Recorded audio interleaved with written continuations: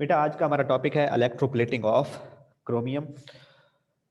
इसका मतलब है जो हमारा एक रिक्वायर्ड ऑब्जेक्ट है जिसको हम क्रोजन से बचाना चाहते हैं। पर्पस क्या है बेटा इसका? अगर आप पर्पस लिख दें तो ज्यादा बेहतर हो जाएगा, वो भी लिख सकते हैं हम कि पर्पस ऑफ इलेक्ट्रोप्लेटिंग ये है कि हम इस ऑब्जेक्ट को क्रोजन से बचाना चाहते हैं। और दूसरा इसका पर्पस ये होता है कि हम इसकी अपीयरेंस को बेहतर बनाना चाहते हैं। We want it to look beautiful. इसको इसकी अपीयरेंस को बेहतर बनाना चाहते हैं और इसको क्रोजन से बचाना चाहते हैं। तो इस ऑब्जेक्ट को तो हमें पता है, जिस ऑब्जेक्ट के ऊपर हमने इलेक्ट्रोप्लेटिंग करवानी होती है, जिस ऑब्जेक्ट को हमने सेव करना होता है रस्ट से, क्रोजन से, तो उसको हमने कैथोड बनाना है by connecting it to the negative end of the battery.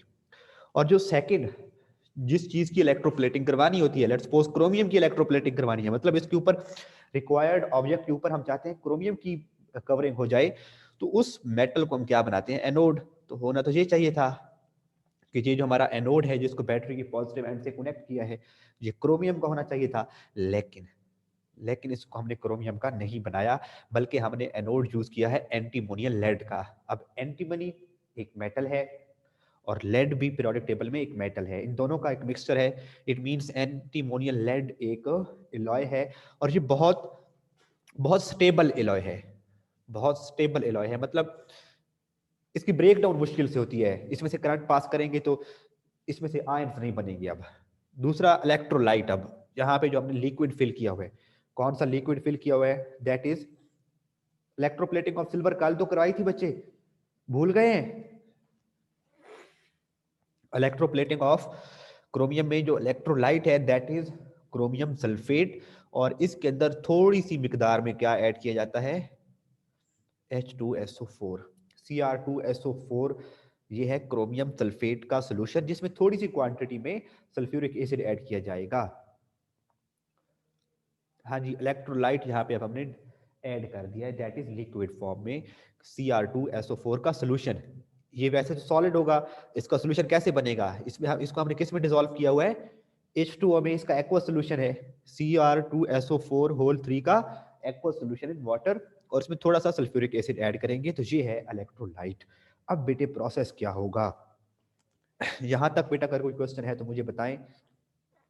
मैं वो बात अभी बताता हूँ कि ये एंटीमोनियल लेड ही क्यों लिया है, ये अगले पॉइंट में मैं ये डिस्कस करता हूँ। अदरवाइज जहाँ तक अगर समझ आ गई है कि ये हमारा क्या होगा, एनोड किसका होगा? एंटीमोनियल लेड का होगा।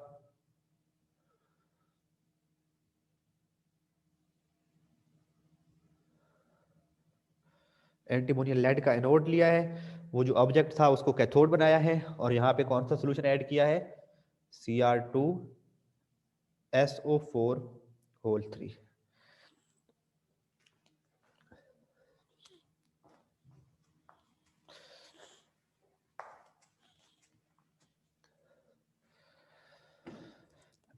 अब बेटा जब स्विच ऑन किया जाएगा, जब करंट पास होगा, तो एक्चुअली यहाँ पे होता क्या है? ये जो Cr2SO4 होल 3 क्रोमियम सल्फेट का सोल्यूशन है बेटा, Cr2SO4 होल 3। जब इसमें से करंट पास होता है तो ये क्रोमियम आयन में कन्वर्ट हो जाता है, प्लस SO4 आयन्स में कन्वर्ट हो जाता है। दो इससे बनते हैं क्रोमियम के आयन और तीन बनते हैं सल्फेट के आयन। ठीक है बेटा, यानी कि जब बेटा H2SO4 इसीलिए ऐड किया है ताकि इसकी आयोनाइजेशन आसान हो जाए, इसका इस आयन में कन्वर्ट होना आसान हो जाए, इसीलिए इसमें सल्फ्यूरिक एसिड ऐड किया है। सल्फ्यूरिक एसिड जब गुड आयोनाइजिंग सब्सटेंस, जब सल्फ्यूरिक एसिड इसमें डाला जाएगा तो इसकी आयोनाइजेशन, ये जो रिएक्शन आपके सामने लिखा हुआ है, ये जल्दी हो जाता है और ज्यादा आयन्स बन जाते हैं इसके। अब देखें बेटा, यहां पर जब करंट गुजरा तो यहां पर क्या बन गए? Cr positive 3 ions. जब यहां से करंट गुजरा तो कौन से आयन बनने लग जाएंगे? Cr3 positive ions. तो यही Cr3 पॉजिटिव आयन्स इस नेगेटिव, ये क्योंकि नेगेटिव है इसके ऊपर चार्ज, कौन सा बेटा?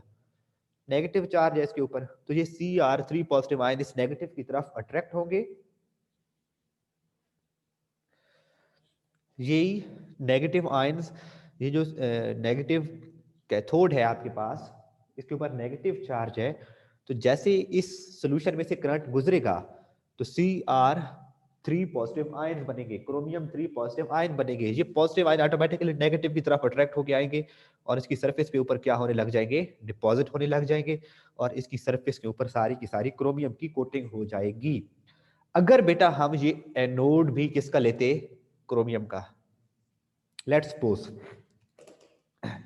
ये वाला एनोड हमारा किसका होता, क्रोमियम का होता, फिर क्या होता, क्रोमियम के में से जब करंट गुजरता तो तब भी क्रोमियम 3 पॉजिटिव आयन बनते प्लस 3 इलेक्ट्रॉन बनते, साथ में यहाँ पे क्या मौजूद है, वाटर भी मौजूद है, H2O भी मौजूद है, तो उससे क्या बन जाता, उससे क्या बनता है, उसमें से जब करंट गुजरेगा तो H पॉजिटिव आयन बनेंगे और OH नेगेटिव आयन बनेंगे।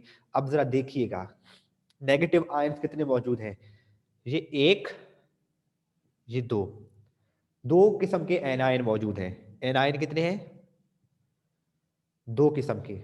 और कैटायन देखिए, एक, दो, तीन, तीन किस्म के क्या होते, कैटायन होते। तो इसका मतलब है यहाँ पे कैटायन ज्यादा हो जाते, बहुत ज्यादा, और एनायन कम होते। याद रखिएगा बेटा, जब कैटायन और एनायन की क्वांटिटी इक्वल होती है, जितने कैटायन होते हैं उतने एनायन होते हैं, तब तक ये इसका प्रोसेस इलेक्ट्रोप्लेटिंग का प्रोसेस होता रहता है। तो यहाँ पर हमने जो सोल्यूशन लिया था, एक्चुअली जो इलेक्ट्रोलाइट का सोल्यूशन लिया था, दैट प्रोवाइड्स क्रोमियम आयन, तो हमें फिर ये क्रोमियम का इसको बनाने की कोई जरूरत नहीं है। तो हम एनोड जो है क्रोमियम का नहीं लेंगे, बल्कि किसका लेंगे, एंटीमोनियल लेड का लेंगे। अब एंटीमोनियल लेड का ही क्यों, किसी और मेटल का क्यों नहीं? तो जो एंटीमोनियल लेड है, मैंने आपको बताया था कि ये बहुत स्टेबल है, क्योंकि अगर लेट्स सपोज ये किसी और सिल्वर का होता, लेट्स सपोज ये किसका होता, सिल्वर का होता, तो जब सिल्वर में से करंट पास होता तो वो भी सिल्वर पॉजिटिव आयन बना देता, फिर भी पॉजिटिव आयन तो बन जाते। तो हमें ये ऐसी सब्सटेंस का चाहिए था, ये एनोड जो है कोई ऐसी सब्सटेंस का चाहिए जो बहुत स्टेबल हो, इसमें से करंट गुजरे तो वो आयोनाइज ना हो। तो हमने इसलिए सेलेक्ट किया एंटीमोनियल लेड, क्योंकि एंटीमोनियल लेड में से जब करंट पास होगा भी सही तो उसके जो एटम्स हैं वो आयोनाइज नहीं होंगे। तो इसीलिए हमने क्या लिया, एंटीमोनियल लेड का एनोड लिया। अब बताएं बेटा, समझ आ गई कि हमने ये जो एनोड है वो क्रोमियम का क्यों नहीं लिया और एंटीमोनियल लेड का क्यों लिया? बताएं बेटा, ये एंटीमोनियल लेड का है एनोड, किस लिए है, क्रोमियम का क्यों नहीं है? समझ आ गई बेटा कि नहीं?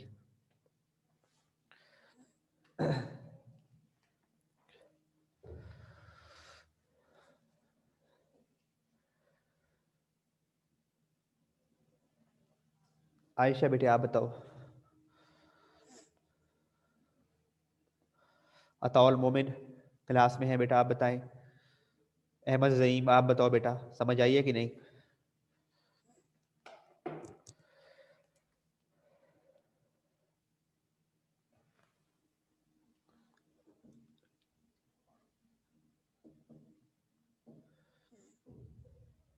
आयशा बेटा आप क्या पूछना चाह रही हैं? मुझे आपके क्वेश्चन की समझ नहीं आई। मैं एक बार दोबारा बता देता हूँ, अगर किसी बच्चे को अभी भी कंफ्यूजन है तो मैं दोबारा बता देता हूँ, फिर देखिएगा। यहाँ पे हमने बेटा क्रोमियम सल्फेट का सोल्यूशन लिया, जब उसमें से करंट पास होता है तो Cr3 पॉजिटिव आयन बनते हैं और 3 सल्फेट आयन बनते हैं। बस ये टॉपिक बेटा क्लियर होगा तो टॉपिक खत्म होता है, बस इसको रीडिंग करनी है, बाकी तो थोड़ा सा रह गया है। इसमें से जब करंट पास होगा इसमें से क्रोमियम आयन बनते हैं और इधर H2O भी मौजूद है, क्योंकि इसको तो हम इसका एक्वा सोल्यूशन लिया था ना। एक्वा सोल्यूशन का मतलब है वहां पे वाटर भी मौजूद है, तो जब वाटर होगा तो वाटर की आयोनाइजेशन होती है, तो उससे H पॉजिटिव आयन बनते हैं और OH नेगेटिव आयन बनते हैं। तो जहां तक एनायन और कैटायन इक्वल थे,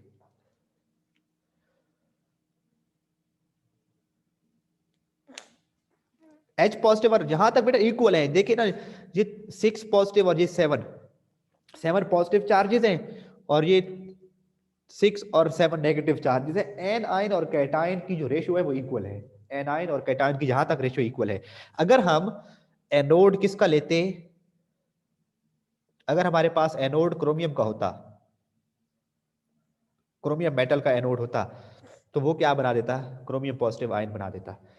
तो अब कैटायन ज्यादा हो जाते और एनायन कम थे। तो यानी कि अगर हम ये जो एनोड है वो क्रोमियम मेटल का लेते हैं तो फिर प्रॉब्लम क्रिएट ऐसे होगी कि कैटायन ज्यादा हो जाएंगे, सिस्टम के अंदर एक इम्बैलेंस आ जाएगा, कैटायन ज्यादा हो जाएंगे और कुछ तो यहाँ पे आके डिपॉजिट होंगे और बाकी क्रोमियम आयन वैसे के वैसे रहेंगे, वो वेस्ट होगा। क्रोमियम मेटल एक्सपेंसिव मेटल है और वो इधर वेस्ट होती रहेगी। तो इसीलिए हम कहते हैं, फिर जब इधर से हमारा काम पूरा हो रहा है, हमें चाहिए थे सोल्यूशन के अंदर क्रोमियम आयंस। जब ये सोल्यूशन ने खुद क्रोमियम आयंस प्रोवाइड कर दिए, तो हमें फिर क्रोमियम का एनोड लेने की कोई जरूरत नहीं है। फिर हमें एक ऐसी मेटल का एनोड लेना चाहिए, ऐसी मेटल का एनोड लेना चाहिए जो क्या हो, स्टेबल हो, जो क्या हो, स्टेबल हो, यानी कि जो खुद ब खुद आयन प्रोड्यूस ना करता हो।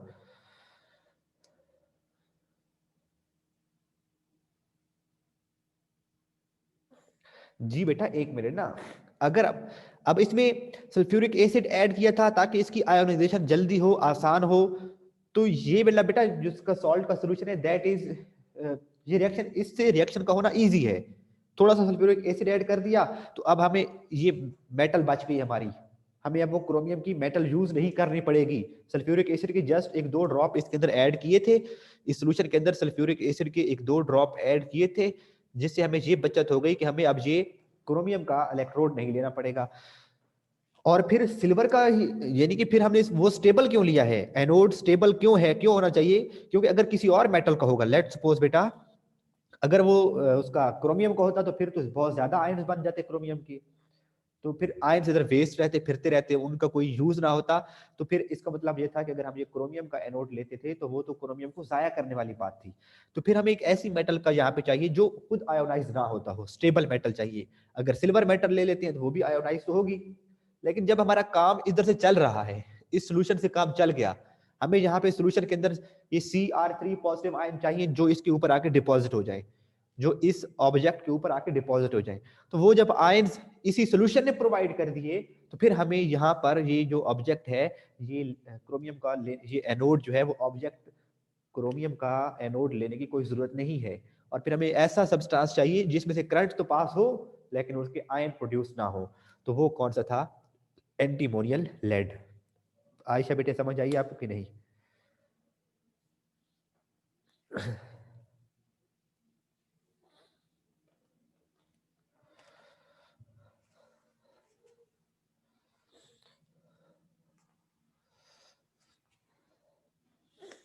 आयशा से पूछा है।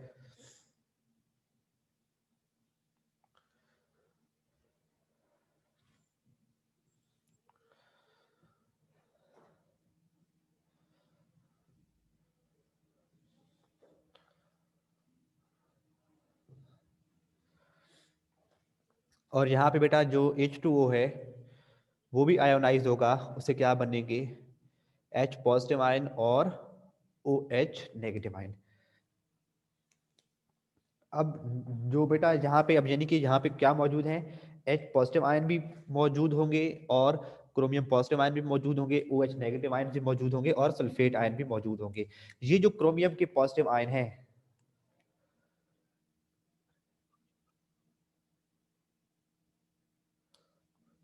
अगर हाँ बेटे अगर हम ये क्रोमियम का ले लें, क्रोमियम का एनोड ले लें, बच्चे ने कहा है सर अगर क्रोमियम का एनोड ले लें तो फिर हमें उसमें सल्फ्यूरिक एसिड नहीं डालना पड़ेगा। हाँ जी, फिर उसमें सल्फ्यूरिक एसिड ना ऐड करें, लेकिन प्रॉब्लम ये है कि फिर वो एक एक्सपेंसिव प्रोसेस हो जाएगा, यानी कि सल्फ्यूरिक एसिड के जस्ट एक दो ड्रॉप इसमें जाने हैं और काम आसान हो जाना है। और दूसरा प्रोसेस ये है कि सल्फ्यूरिक एसिड ना ऐड करें, हम एक एक्सपेंसिव मेटल का एक इधर इलेक्ट्रोड डिप करें, तो फिर वो प्रोसेस होगा। तो इसीलिए उसको चीप रखने के लिए हमें आसान है, ये किसी सस्ती मेटल का एनोड ले लें जिसमें से जस्ट करंट पास हो और आयंस ना प्रोड्यूस हो, और इसमें एक दो ड्रॉप सल्फ्यूरिक एसिड के डालें और काम आसान हो जाएगा। अब बेटे ये जो क्रोमियम के पॉजिटिव आयन है ये किधर जाएंगे, कैथोड पर। कैथोड पे कौन सा रिएक्शन होगा आप देखिएगा, कैथोड पर ये क्रोमियम के आयंस जाएंगे बेटा, Cr3 पॉजिटिव आयन जाएंगे, इसको 3 इलेक्ट्रॉन चाहिए, तो ये 3 इलेक्ट्रॉन वहां से क्या करेगा, गेन करेगा, क्योंकि कैथोड पर करंट नेगेटिव चार्ज क्यों, बिकॉज ऑफ इलेक्ट्रॉन है, ये वहां से 3 इलेक्ट्रॉन गेन करेगा और क्रोमियम मेटल की फॉर्म में, सॉलिड की फॉर्म में उसकी सरफेस पे जाकर क्या हो जाएगा, डिपॉजिट हो जाएगा, उसकी सरफेस पे जाके क्या हो जाएगा, डिपॉजिट हो जाएगा। तो इस तरह से उसके ऊपर क्या, किसकी चीज की कोटिंग आ जाएगी, क्रोमियम की कोटिंग आ जाएगी। और ये जो OH नेगेटिव आयंस हैं और जो ये सल्फेट आयंस हैं ये किसकी तरफ मूव करके जाएंगे, ये पॉजिटिव चार्ज वाले की तरफ मूव करके जाएंगे। तो वहां बेटा OH positive ion, OH negative ion जाएंगे कहां पर 4 OH नेगेटिव आयन जाते हैं एनोड पर, 4 OH नेगेटिव आयन जाते हैं एनोड पर, वहां पर बेटा जी क्या हो जाते हैं, इनकी एनोड पर ऑक्सीडेशन हो जाती है। ऑक्सीडेशन से क्या बनता है, 2H2O प्लस O2 और प्लस 4 इलेक्ट्रॉन लूज हो जाते हैं। तो ये ओवरऑल रिएक्शन हो जाता है। एनोड के ऊपर वाटर मॉलिक्यूल बन जाते हैं, ऑक्सीजन गैस रिलीज होती है, और कैथोड के ऊपर क्या हो रहा है, ये वाला रिएक्शन किधर हो रहा है, कैथोड के ऊपर, जहां पर क्रोमियम पॉजिटिव आयन जाते हैं और उसकी सरफेस पे जाके डिपॉजिट हो जाते हैं, डिस्चार्ज हो जाते हैं उसकी सरफेस के ऊपर जाकर। अब जरा बुक अपने सामने रखेंगे और मैं इसको रीड कर रहा हूँ, साथ में फॉलो करेंगे बेटा। सबसे पहले तो कहता है electroplating of chromium is carried out in the same way as that of silver. जिस तरह से सिल्वर की इलेक्ट्रोप्लेटिंग की थी वैसे इसकी इलेक्ट्रोप्लेटिंग करेंगे। The object to be electroplated is dipped in the aqueous solution of chromium sulphate containing a little sulphuric acid. ये क्रोमियम सल्फेट का सॉल्यूशन था और इसमें थोड़ा सा सल्फ्यूरिक एसिड था, उसमें हमने दोनों इलेक्ट्रोड को क्या किया है, दोनों इलेक्ट्रोड को उसके अंदर डिप कर दिया है, that act as electrolyte, और वो जो solution है that will act as electrolyte. The object to be electroplated act as cathode. जो ऑब्जेक्ट था जिसके ऊपर इलेक्ट्रोप्लेटिंग करवानी थी वो कैथोड के तौर पे एक्ट करेगा, इट मीन उसको बैटरी के नेगेटिव एंड से कनेक्ट किया गया है। while anode is made up of antimonial lead. तो बेशक इधर आप लोग बेशक हेडिंग दे सकते हैं जहां पे लिखा हुआ है the object to be electroplated act as cathode, तो वहां पे आप अलग से हेडिंग लिख सकते हो cathode, the object which is to be electroplated act as cathode. और जहां पे लिखा हुआ है वाइल एनोड, तो उसके ऊपर हेडिंग दे सकते हो anode, anode is made of antimonial lead. The electrolyte ionizes and provides, ये इलेक्ट्रोलाइट है that ionizes and provides Cr3 positive ions. ये Cr की क्योंकि इसकी ऑक्सीडेशन स्टेट +3 होती है तो ये Cr+3 आयंस बनाता है which reduces and deposit at cathode। ये कैथोड पे जाते हैं, इलेक्ट्रॉन लेते हैं, मतलब उनकी रिडक्शन होती है, उसकी सरफेस पे जाके डिपॉजिट हो जाते हैं और इसके ऊपर जो है लेयर आ जाती है किस चीज की, ऑब्जेक्ट के ऊपर क्रोमियम की लेयर आ जाती है। अब नीचे रिएक्शन लिखता है बेटा कि chromium electrolyte produces the following reaction, Cr2SO4 whole 3, और इसकी वाटर भी है, इसमें सल्फ्यूरिक एसिड भी मिक्स है, तो इसकी होती है आयोनाइजेशन, जिससे क्या बनता है 2Cr3 पॉजिटिव आयन बनते हैं।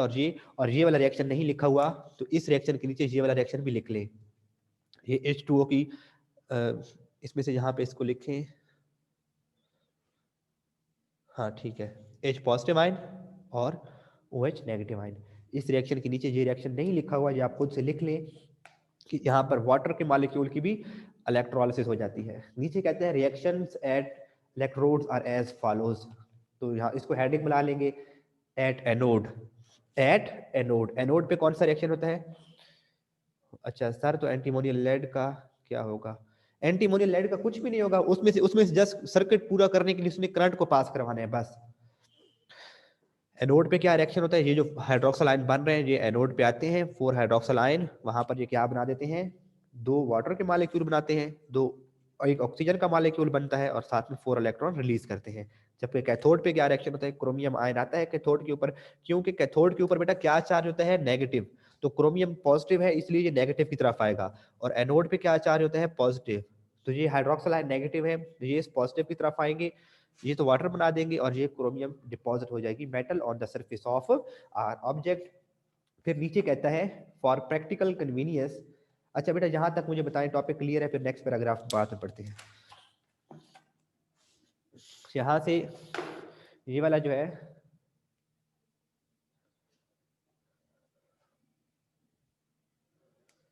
हाँ बेटा ऐसे ही है आयशा बेटा, इसमें हमने यही इसीलिए यही डिफरेंस है दोनों के अंदर, मैंने यही बताया था कि में थोड़ा सा डिफरेंस है। ये 4OH है बेटा, यहाँ पर ना ये 4OH, ये वाले ये मैं अंदर 4OH बना रहा हूँ, एक OH, दूसरा OH, तीसरा OH और चौथा OH। और OH के ऊपर कौन सा चार्ज है, नेगेटिव चार्ज है, सारे OH के ऊपर नेगेटिव चार्ज है। तो ये एक एक एक इलेक्ट्रॉन, इसका मतलब है 4 नेगेटिव है तो मैं अलग लिख लेता हूँ, 4 इलेक्ट्रॉन और इनके ऊपर से नेगेटिव रेस कर दिए। ये बेटा मिलके बना देंगे ये, जिसको सर्कल किया, एक वाटर का मॉलिक्यूल, और ये मिलके क्या बना देंगे, सेकंड वाटर का मॉलिक्यूल, ये 2H2O। ये वाले 4 जो इलेक्ट्रॉन थे ये 4 इलेक्ट्रॉन ये आ गए और ये दो चीजें मिलकर क्या बना देंगे, ये ऑक्सीजन बन जाएगी O2, ये O2। तो 4 OH आयन से 2 वाटर के मॉलिक्यूल्स बनते हैं और एक क्या बनता है, ऑक्सीजन, और 4 इलेक्ट्रॉन रिलीज होते हैं। और ये 4 इलेक्ट्रॉन सर्किट से फ्लो करके कैथोड पे आते हैं और कैथोड पर इनमें से 3 इलेक्ट्रॉन जो है वो कौन ले लेता है, H, ये क्रोमियम, जिससे वो क्रोमियम आयन बन जाता है। तो बेटा इसके बाद यहाँ तक क्लियर है बेटा? ये जो रिएक्शन लिखा हुआ है, reactions at electrodes are as follows, तो यहाँ तक क्लियर है? हेडिंग बता देता हूँ बेटा पे। देखिए बेटा सबसे पहले तो आपकी हेडिंग है इलेक्ट्रोप्लेटिंग ऑफ,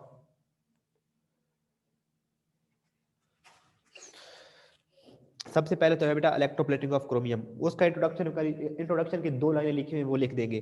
फिर इसमें आप हेडिंग दे सकते हैं इलेक्ट्रोलाइट, जहां पे लिखा हुआ है ना कि इसमें ये वाला इलेक्ट्रोलाइट होता है, उसके ऊपर हेडिंग दे दे इलेक्ट्रोलाइट। फिर हेडिंग दे दे एनोड, जहां पे सॉरी पहले कैथोड लिखा हुआ है उसमें, पहले कैथोड। फिर क्या हेडिंग दे दे, एनोड, और फिर क्या हेडिंग दे दे, रिएक्शंस। और रिएक्शंस किस पर, एट एनोड और एट कैथोड।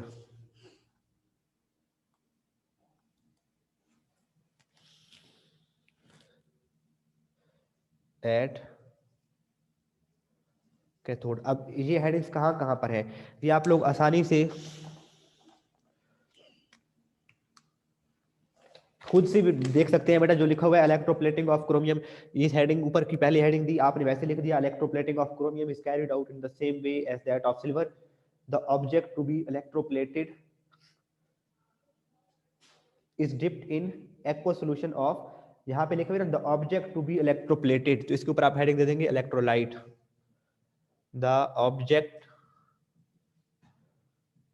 टू बी, ये सेकंड लाइन में बेटा, ये बिल्कुल सेकंड लाइन में जहां पे लिखा हुआ है the object to be electroplated, वहां पे क्या हेडिंग दे देंगे, इलेक्ट्रोलाइट।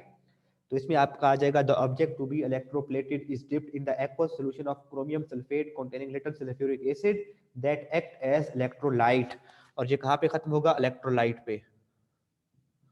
और जहां पे लिखा हुआ है the object to be electroplated act as, the object to be electroplated act as, ये कौन सी लाइन है, first second third, third line के लास्ट में बेटा, ये थर्ड लाइन के लास्ट में the object to be electroplated लिखा हुआ है, वहां पे हेडिंग दे देंगे कैथोड की। और जहां पे कैथोड की डेफिनेशन खत्म हो रही है उसके ऊपर आगे लिखा हुआ है वाइल, तो वाइल को काट के उसके ऊपर हेडिंग बना देंगे एनोड की। तो anode is made of antimonial lead. और फिर ऐसे नीचे लाइन में लिख देंगे the electrolyte ionises and provides chromium positive ions which are reduced and deposit at cathode. और जो फिर रिएक्शन लिखा हुआ है तो इसके आगे लिखेंगे electrolyte produces the following ion, इसके ऊपर क्या है, यहाँ पे लिखा हुआ है इलेक्ट्रोलाइट प्रोड्यूसेस। बेटा एक ये आपने 3 बार एक ही क्वेश्चन पूछा हुआ है आयशा बेटा, इसका आंसर आपको कर चुका हूं बेटे।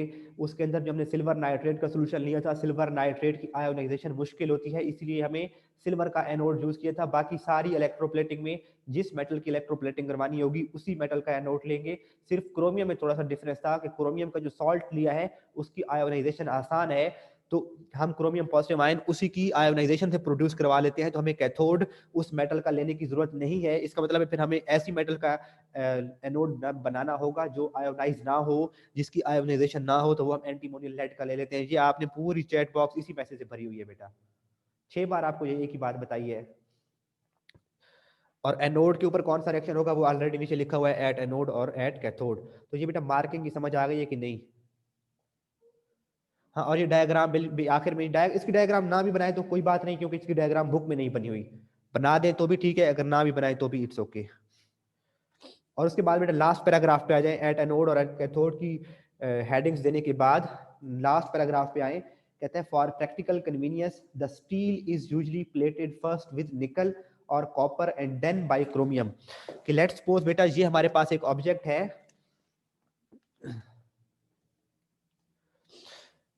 कौन सी? ये बेटा रिएक्शन वाली हेडिंग पूछ रहे हैं आप, जहां पे लिखा हुआ है ना बेटा, इस रिएक्शन के ऊपर ये रिएक्शन लिखा हुआ है ना, जहां पे ये रिएक्शन लिखा हुआ है एट एनोड और कैथोड को छोड़ें, नीचे लिखा हुआ है Cr2SO4 होल 3, यहाँ से Cr+3 प्लस SO4, इसके ऊपर के लिए लाइन लिखी हुई है कि electrolyte produces the following ions, इसके ऊपर आप हेडिंग दे देंगे रिएक्शंस।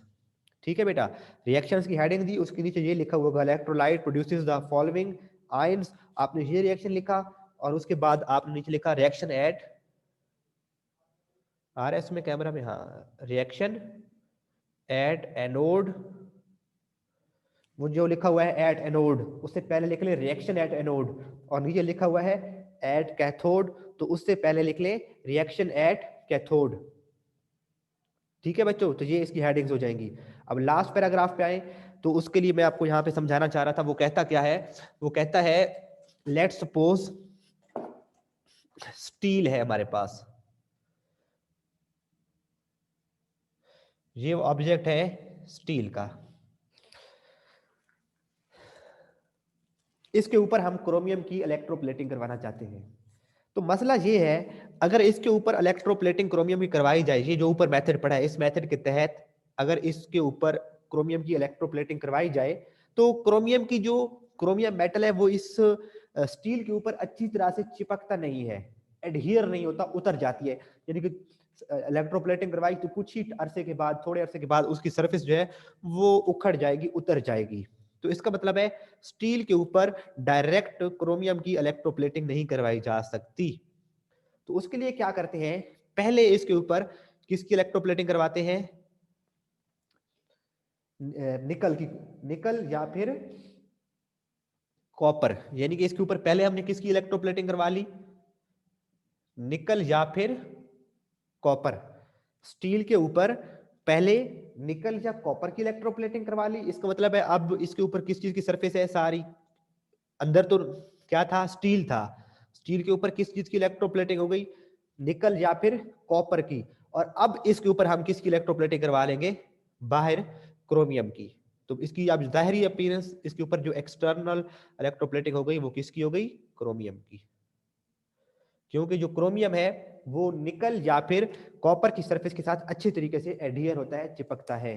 तो इसी लाइन को देखिएगा, for practical convenience the steel is usually plated first with nickel और कॉपर, पहले उसको निकल या कॉपर की इलेक्ट्रोप्लेटिंग करवाएंगे उसके ऊपर, एंड देन बाय क्रोमियम, और बाद में उसके ऊपर किसकी इलेक्ट्रोप्लेटिंग करवाएंगे, क्रोमियम की इलेक्ट्रोप्लेटिंग करवाएंगे, because it does not adhere well on the surface of steel, क्योंकि जो क्रोमियम है अगर उसको डायरेक्ट स्टील के ऊपर इलेक्ट्रोप्लेटिंग करवानी हो, नहीं अभी नहीं, अगर क्रोमियम के ऊपर अगर स्टील के ऊपर डायरेक्ट क्रोमियम की इलेक्ट्रोप्लेटिंग करवानी हो, तो जो क्रोमियम है बेटा वो स्टील की सरफेस के साथ एडहियर नहीं होता, चिपकता नहीं है अच्छे तरीके से उसकी सरफेस पर, more over it allows moisture to pass through it and metal is stripped off.